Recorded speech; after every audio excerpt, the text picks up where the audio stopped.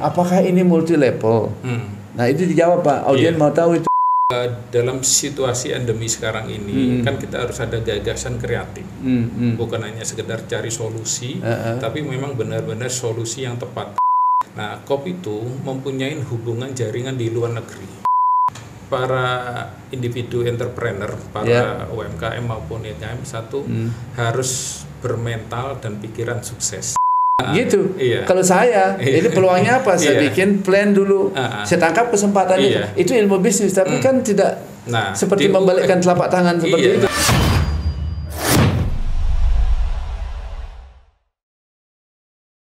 Selamat datang di Jarak Podcast.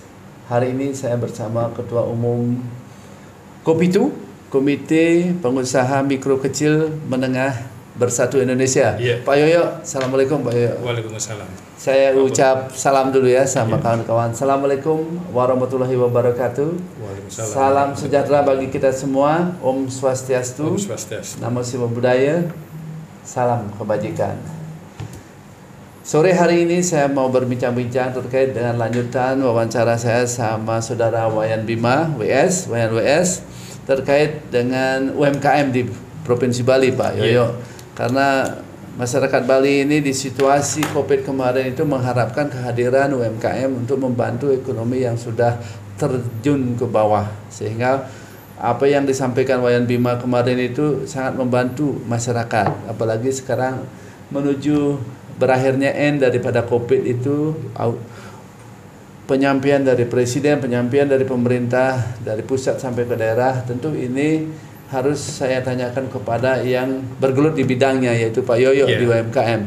Kira-kira bagaimana Pak Yoyo perkembangan di saat berakhirnya musim pandemi ini untuk masyarakat Bali khususnya, dan nanti Bapak silahkan sampaikan situasi di seluruh Indonesia, khususnya Kopitu. Bagaimana sepak terjangnya Pak Yoyo? Ya, terima kasih Pak.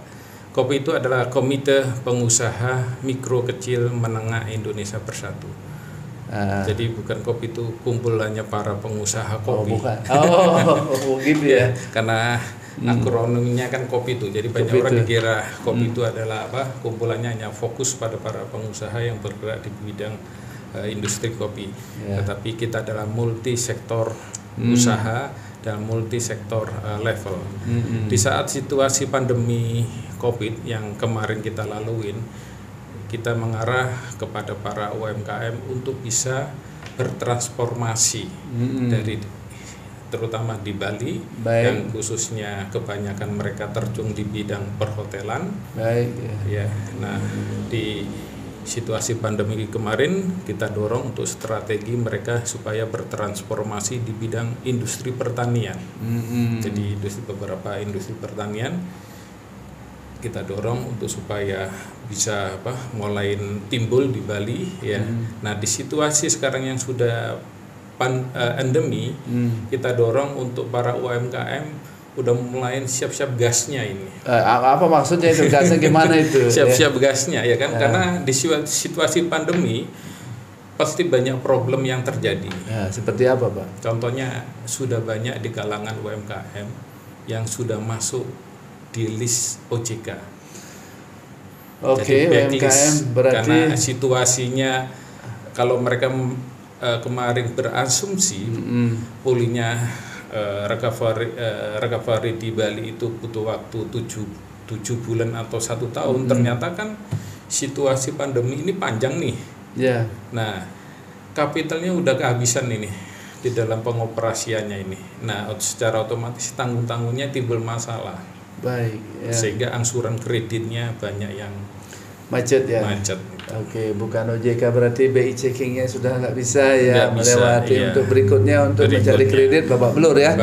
Nah, ini perlu strategi. Bagaimana strateginya Pak? Para UMKM mau nggak mau tidak bisa mengandalkan finansial di dalam kebutuhan karena dari modal sendiri dan kiri kanannya. Sebentar dulu Pak.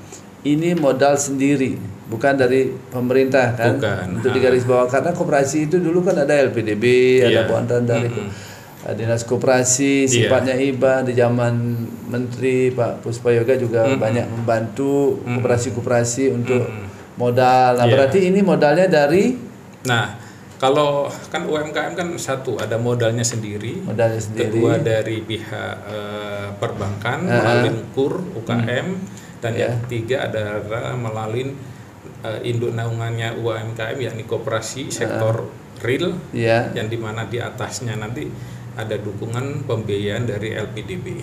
Oke, baik, berarti ini kan bergerak di KSU lah ya, koperasi serba usaha. Mungkin sekarang ini KBLI-nya sudah Bapak arahkan ke serba usaha, tentu turunannya itu ke sektor real, itu akan Bapak lakukan. Begini Pak, untuk kemarin kan saya dengar juga kopi itu go internasional, ya di Denpasar itu, sehingga banyak yang DM ke kami karena naiknya di jarakpos.bali.com.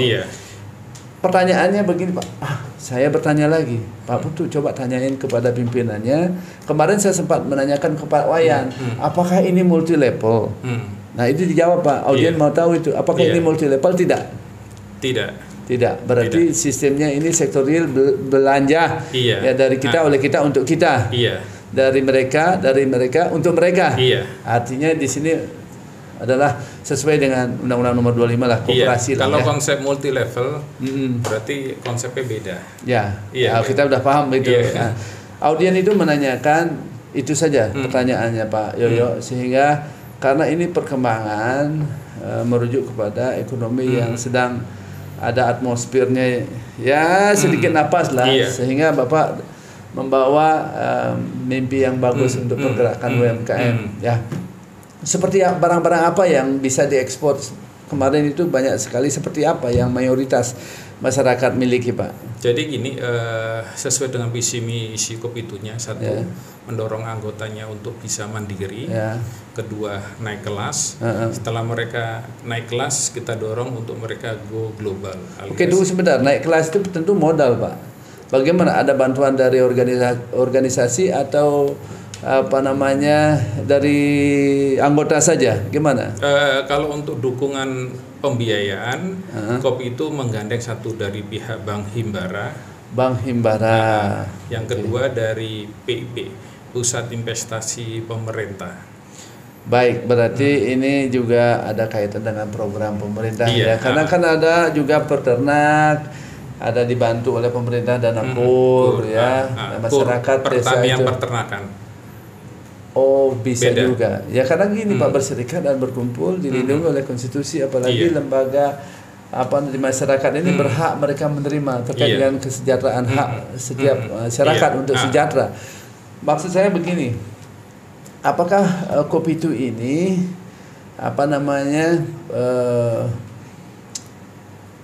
program pemerintah ini dari kelompok kalau mereka punya usaha terus mendapatkan bantuan seperti program KUR ini kan maksimumnya 50 juta. Dulu kan 25 juta. Sekarang 100. Sekarang udah 100. Wow, ini mesti harus sosialisasi supaya masyarakat paham di sini. Karena masyarakat kampung kan kalau dicek secara administrasi belum tentu mereka lolos secara perbankan Pak. Punya uang disimpan di dalam bantal Pak, di bawah bantal mereka. Tapi perbankan kan menilai performance harus ada perputaran. Nah, gimana solusinya Bapak untuk mereka dapat pinjaman Pak? Gimana? Nah, kita kembalikan dulu yang pertanyaan pertama dulu tentang yang mandiri dan go global. Nah, nanti baru setelah itu baru bagaimana cara mendapatkan dukungan pembiayaan. Nah, untuk itu dalam situasi endemi sekarang ini kan kita harus ada gagasan kreatif, bukan hanya sekedar cari solusi, tapi memang benar-benar solusi yang tepat sasaran. Nah, Kopi itu mempunyai hubungan jaringan di luar negeri. Oh, berarti punya network untuk menerima barang-barang yang diproduksi di sini terus diekspor ke luar negeri, gitu maksudnya, supaya masyarakat paham Pak, supaya mereka bergabung Kopitu itu. Kopitu itu mempunyai jaringan mitra-mitra dari KBRI dan juga dengan jaringan dengan BP2MI unit ini. Ya, paham. Banyak, jadi kita fokuskan pada negara-negara yang banyak diasporanya. Wah, Contohnya diaspora kan terdiri dari orang belajar sama orang bekerja. Nah, saat ini yang kita mau fokuskan adalah 3 negara. Australia pastinya ya, yang terdekat ya. Australia, terus Jepang sama Korea. Ya. Nah, yang kita targetin pertama sekarang adalah Jepang. Jadi apa aja produk-produknya yang bisa diekspor, ini sangat sederhana. Ya kebutuhan masyarakat Indonesia yang ada di Jepang. Ya karena sekarang ini kan ekspor ke sana itu mesti harus berbentuk yang sudah jadi, Pak. Tidak boleh mentahan, itu tidak boleh raw. Gimana pendapat Bapak? Mesti harus dibentuk dulu di UMKM Bapak. Gimana? Nah, kita biasanya untuk mengatasi pendorogan untuk standarisasi kualitas mutu yang sesuai dengan bisa masuknya di negara tersebut. Nah, biasanya kita dorong itu ya. Mereka di anggota kita untuk membuat rumah produksi bersama. Baik, ya, rumah produksi bersama dengan standar sesuai permintaan yang di Jepang, ya, sehingga ketika mereka bisa masuk dalam klaster itu, baru nanti supporting dari pembiayaan masuk. Baik. Karena mereka secara otomatis UKM ini produksi berdasarkan permintaan. Depend on request lah Pak ya. Pertanyaan saya Pak, karena banyak yang heboh sekarang, baik nilam, porang, pala, banyak sekali permintaan dari Eropa. Ya beberapa dari mereka DM ke kami terkait dengan permintaannya dia. Mungkin saya sampaikan nanti ke Bapak, siapa tahu Bapak bisa menjembatani itu, ya. Karena porang yang dimaksud, apakah porang termasuk juga UMKM Bapak? Masuk juga. Wah, itu karena sekarang kan ada aturan mesti harus yang sudah siap saji kan? Kita satu-satunya yang di dalam permasalahan porang memberikan solusi tentang traceability. Di dalam industri porang yang kemarin sempat mengalami degradasi, iya kan? Nah, kita dorong untuk supaya ada traceability. Berarti Bapak komunikasi dengan KBRI kita di luar negeri. Pak Yoyo, bermanfaat sekali saya ketemu di sini karena informasi ini perlu sekali masyarakat Indonesia, khususnya Bali, yang mana Bapak Wayan WS ini muter-muter di seluruh Bali dan menanyakan tentang kopi itu. Hari ini saya bisa ketemu sama ketumnya supaya bisa mendapatkan informasi yang up to date. Ternyata bagus sekali menurut saya. Terima kasih. Beberapa hal strategi Pak, satu kata untuk UMKM kopi itu ini, ya.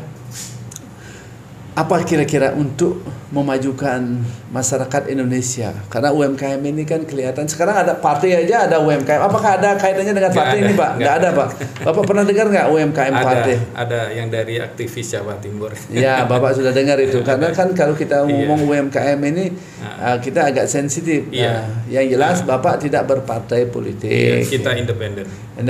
Ya, itu kejelasan daripada Pak Yoyo kepada publik. Ya, audien supaya dipahami bahwa Kopitu ini tidak berpolitik, berbisnis murni melalui UMKM. Ya, satu kata untuk maju di 2022, 23, 24, 25 ini apa Pak? Untuk masyarakat yang tidak paham terkait dengan Kopitu. Apa? Satu, para individu entrepreneur, para UMKM maupun UMKM, harus bermental dan pikiran sukses. Satu kata kunci di situ. Ulangi Pak. Bermental dan berpikiran bahwa dia adalah pasti sukses itu.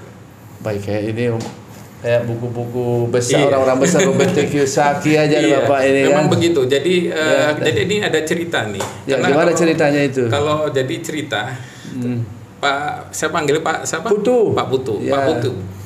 Ketika Pak Putu tidak ada situasi mental dan kemampuan untuk memanage level-level usaha.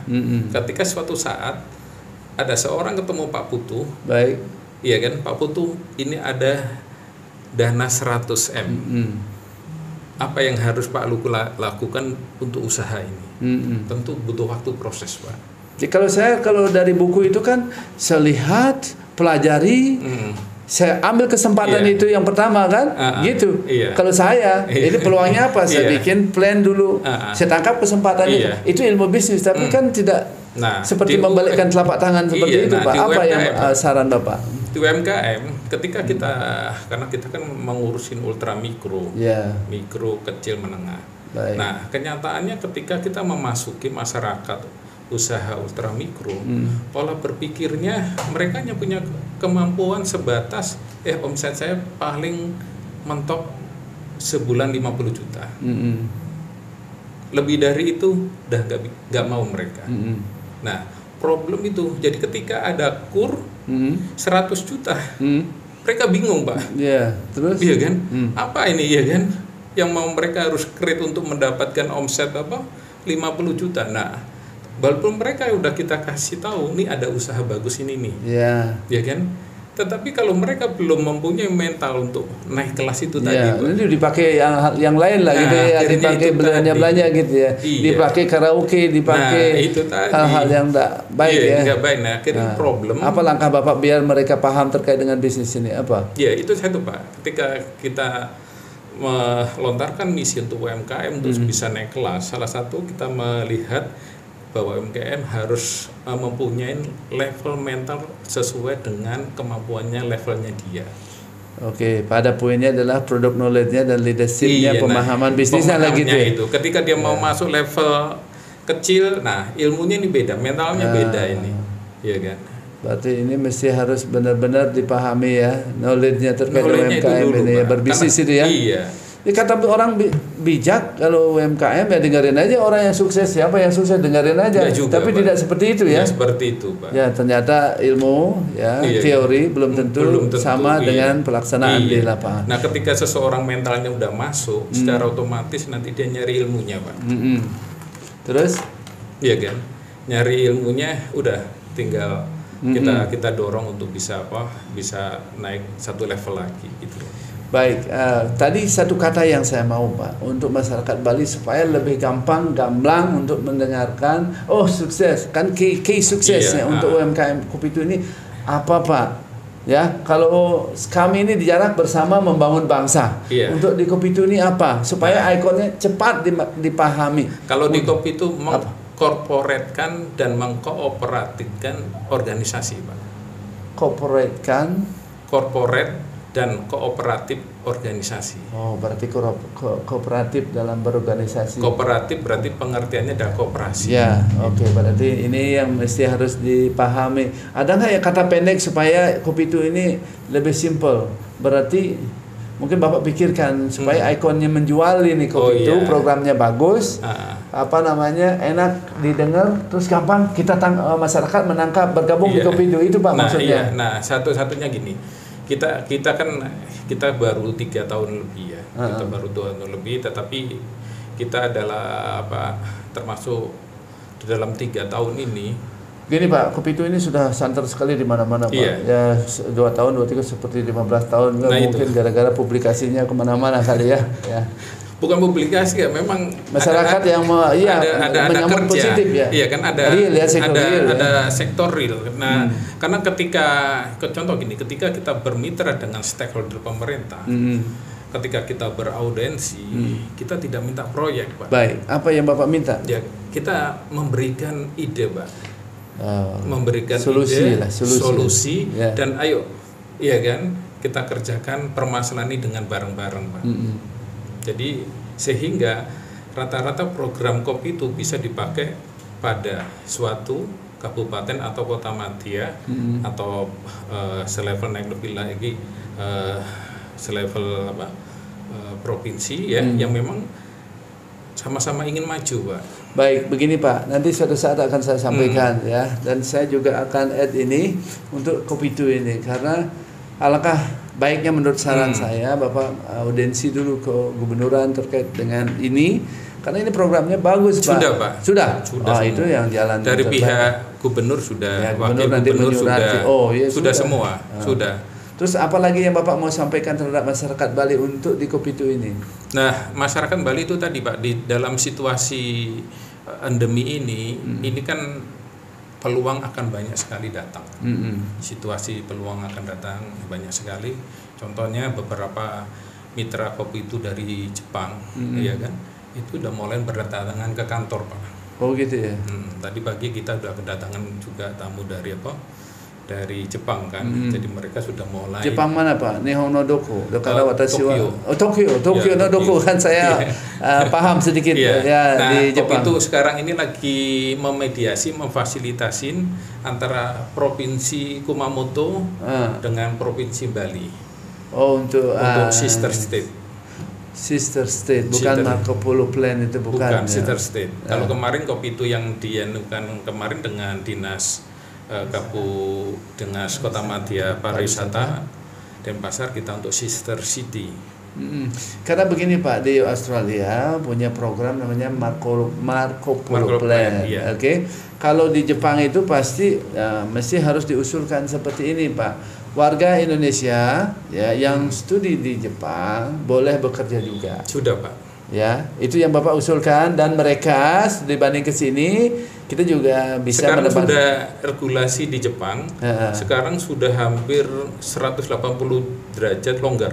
Ya, terus pendampingan lewat siapa Pak? Imigrasi atau siapa? Kan mesti harus jelasin ya. Jangan sampai mereka berangkat ke sana nggak bisa bahasa Jepang, nggak bisa skill yang Bapak mau. Jadi kalau yang program student, mereka sekarang udah memberi kelonggaran. Begitu udah masuk di student, mereka udah bisa langsung apply visa SSV Pak. Oh, yang 5 tahun. Paham saya. Iya. Okay. Tokino. Iya, tahu. Iya. Karena begini, banyak yang punya masalah di luar negeri, sehingga kalau masalah ini, kalau muncul masalah, orang pada banyak yang cuci tangan, dilempar ke Kementerian Luar Negeri kah. Padahal ini sangat riskan bila mana mau mengirim TKI ke luar negeri, apalagi studi, belajar di sana, mesti harus ada pendampingan Pak. Iya. Ya, harus, tujuannya apa? Karena minim mereka harus bisa bahasa Jepang kalau ke Jepang, minim bisa bahasa Inggris dia ke Australia. Apalagi sudah siap untuk dikerjakan di sana, di UMKM di sana yang bermitra, harus bisa berbahasa Inggris kalau di Australia. Kalau di Jepang, jadi kalau yang di Jepang Pak, ya, apa itu? Mereka kan tidak ada yang mengkoordinir, biasanya mereka mandiri untuk. Tidak lewat agen? Tidak, biasanya mereka mandiri. Nah, begitu di Jepang mereka biasanya harus lulus sponsor, bukan lulus untuk N4 Pak, untuk berarti tes studi. bahasa studi untuk tes dengan klasifikasi minimal N4. Karena syaratnya untuk mendapatkan visa SSV mereka harus lulus tes bahasa persyaratan administrasi N4.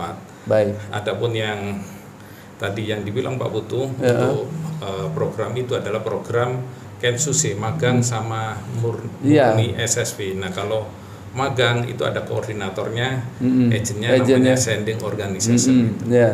Itulah makanya Pak, kejadian di Bali ini berulang-ulang terjadi karena dijanjikan. Apakah agennya salah kayak ayam sama telur? Siapa yang salah? Karena mereka diajak. Ada kejadian di Dubai, ternyata mereka nggak bisa berbahasa Inggris, tapi dijanjikan kerja di supir, ya di sana mana ada pekerjaan supir, harus bisa berbahasa Inggris. Ya, mudah-mudahan tidak terjadi lagi Pak. Itu domainnya peranan dari BP2MI Pak. Ya itu. Iya kan, BP2MI, karena BP2MI sedikit kata tidak mau meniru manajemen negara lain yang sudah sukses, yang di Filipina Pak. Baik. Yang di Filipina mereka punya namanya POA.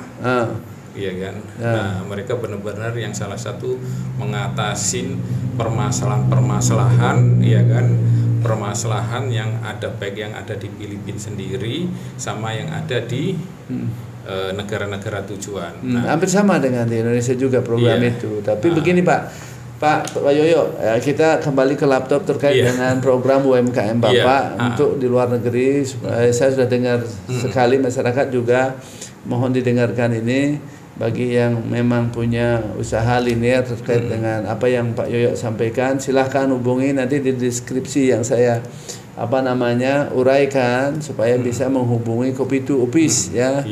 Nanti akan lebih banyak nanti tolong bantu masyarakat yang belum mampu untuk bergabung, karena apa yang disampaikan seperti ini masyarakat di pedalaman ini nanti Pak, mulai Pak Wayan Ketua Umum Bali Kopi to Bali, supaya mensosialisasikan ini ke desa-desa. Ini saat akan membangun ini kita yang di pusat sedang mengembangkan platform Pak, yang salah satu permasalahan tentang sosialisasi, tentang keterbatasan informasi. Nah, kami sekarang sudah mengembangkan platform, di mana platform itu ya kan salah satu sebagai ada fasilitator Pak. Baik. Ya. Jadi nanti di daerah-daerah itu ada fasilitator yang sifatnya pendampingan. Baik. Nah itu maksud saya supaya memahami. Nah itu tadi. Jangan sampai salah. Ya karena kemampuan para UMKM. Ya. Contoh pemerintah punya program onboarding Pak. Ya tahu. Iya kan onboarding ke arah digital. Ya, tapi di bawah tidak paham. Nggak paham karena masih masih gaptek sehingga mereka kadang-kadang contoh ada beberapa marketplace ini kan mereka contoh ini saya udah masuk marketplace kok produk saya kok belum laku. Iya kan padahal untuk masuk ke digital marketing itu ada seninya kan? Ya paham kan. Banyak orang yang belum paham Pak. Makanya di Bali itu yang orang-orang yang sukses itu orang yang paham dengan CEO, sistem elektronik otomatis, memasarkan di A, di B, di C sampai di Instagram. Tentu begini Pak, untuk UMKM yang Bapak pimpin ini Pak Yoyo, ya masyarakat pasti berharap karena ini bagus, digandengkan lagi dengan program pemerintah. Ini sangat bagus sekali, ya, linear sekali dengan Bapak punya program UMKM Kopitu ini ke seluruh Indonesia dan masyarakat mesti harus knowledge-nya dibekali Pak dengan pendampingan itu. Pendampingan itu kita sekarang fokus di program pendampingan ini. Nah, pendampingan itu berisi ada 7 program Pak. Apa itu? Satu yakni pendampingan untuk aspek perizinan, yakni izin edar, yakni MD melalui BPOM, sama izin halal sertifikat, yaitu melalui BPJPH. Terus yang ketiga kita juga support untuk izin edar skala rumah produksi rumahan, home industry lah ya. Iya, PIRT. Iya. Terus kita juga supporting mereka untuk aspek dukungan pembiayaan Pak. Oke.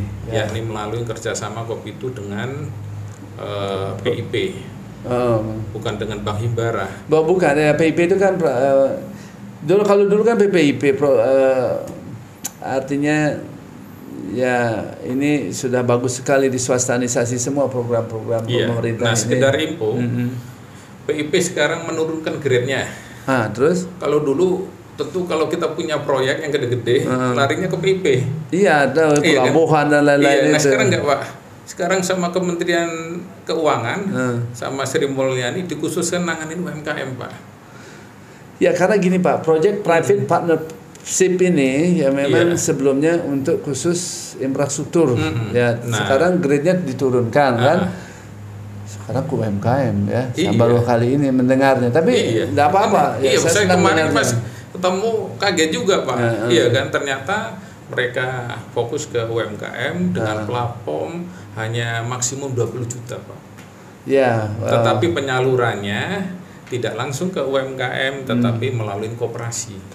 Ya, artinya beda nama aja Pak. Program lama itu mudah-mudahan pemerintah bisa menyentuh secepat mungkin karena end daripada COVID ini ya, end dari pandemi ini masyarakat Bali khususnya Indonesia pada umumnya bisa bangkit kembali Pak. Iya. Nah, yang kelima Pak, kita mendorong anggota kita untuk masuk dan familiar dengan LPSE katalog Pak. Ya paham Pak. Karena dari LKPP itu dan LKPP itu sangat bagus sekali. Ini semakin jago kopi itu. Ya. Jadi yang itu kan mesti harus ada barang-barang Bapak yang di UMKM itu mesti harus diasistensi mana mana tidak pasti, kan. Makanya kan? kita bikin program namanya bisnis inkubator Pak. Jadi setiap problem itu kita bikin bisnis inkubator. Jadi ketika para UMKM ketika mereka mau masuk ke bisnis inkubator dulu Pak. Baik Pak Joyo, gini, ini sangat bermanfaat. Bagi saya ini sangat bermanfaat, tapi saya tidak terjun di bisnis ini karena saya sudah tua lah.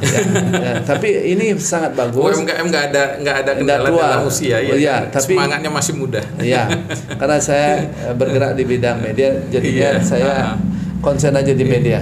Pemirsa, hal seperti ini, knowledge ini, mudah-mudahan Pak Yoyo bisa turun kemana-mana di seluruh Indonesia. Untuk Bali ini harus diduplikasi Pak kepada Wayan Bima itu mesti harus bisa seperti ini menjelaskan supaya duplikasi ilmu ini masyarakat Bali tidak teriak-teriak lagi. Kalau ada program ini terus digandengkan dengan program PPIP lah, ini bisa Pak. Sangat bisa sekali sepanjang masyarakat memahami ini. Seharusnya negara kan harus mensosialisasikan program ini. Tetapi kan Bapak paham lah di desa-desa di gunung-gunung kan tidak mungkin. Nah, ada koordinator melalui Kopitu gitu kan. Oke. Pemirsa, Kopitu adalah koordinator daripada UMKM yang ada di Indonesia, dan di dalamnya itu bisa turunannya adalah masyarakat kampung juga bisa bergabung di Kopitu melalui program Kopitu. Nah, nanti Pak Yoyo akan menyampaikan satu jargon mungkin ya untuk Kopitu ya. Koperasi ini seperti apa? Saya serahkan. Mungkin satu kata jargonnya untuk Kopitu di akhir cerita. Kopitu mengkorporatkan organisasi ataupun mengkooperatifkan organisasi itu. Berarti ini membangkitkan korporasi. Kira-kira demikian wawancara saya sama Ketua Umum Kopitu Indonesia Bapak Yoyo Pitoyo. Saya minta maaf mengganggu waktu Bapak tadi Pak Bima. Saya minta karena masyarakat ingin tahu Pak tentang Kopitu ini. Mudah-mudahan bermanfaat. Bila mana ada tutur kata saya yang salah, dan saya jangan lupa di subscribe untuk program Kopitu, di subscribe channel Jarak Podcast ini supaya bisa bapak-bapak ibu-ibu menonton kelanjutan dari cerita-cerita kami hadir di Jarak Podcast. Dengan akhir kata, wassalamualaikum warahmatullahi wabarakatuh. Om Santi Santi Santi Om.